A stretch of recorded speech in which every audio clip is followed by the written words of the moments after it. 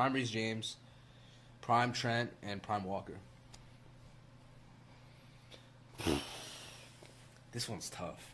It is, man. It is really This tough. one's tough. Like, I think it's tough too because like right back versus like this modern day right back are two very different conversations, and I think Kyle Walker came up playing a very traditional right back, Yeah. which he excelled at. You know how I feel though, so I'm always gonna start Reece James, bro. I Mhm. think Reece James on his day is one of, if not, and mind you, I'm 24, so when I say greatest right back I've ever seen, like I really mean that, because maybe there's other right backs in the past. Like I know people are gonna talk to me about.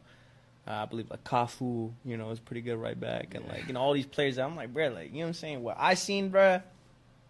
I'm gonna give it to Reece. Then I'm gonna go ahead and bench Trent, because as much as I feel like there is a little bit of a defensive liability there, he makes up for it for like the brilliance and distribution and just vision that he has.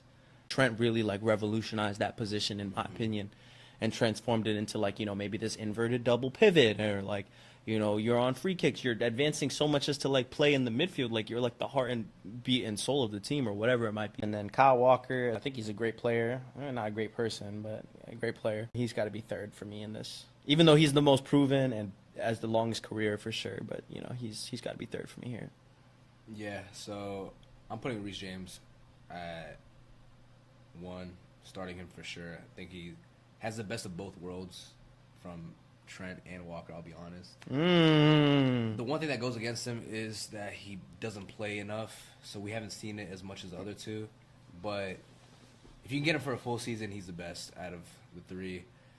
Honestly, a lot of Walker's career, I thought Walker was better than Trent, but now looking at it in hindsight, I do think Trent is going to be on the bench for me now because he just impacts the game more than Walker. And although he does have like the defensive liability aspect to his game, I think he offers you so much going forward, and he impacts the game going forward and wins you games to the point where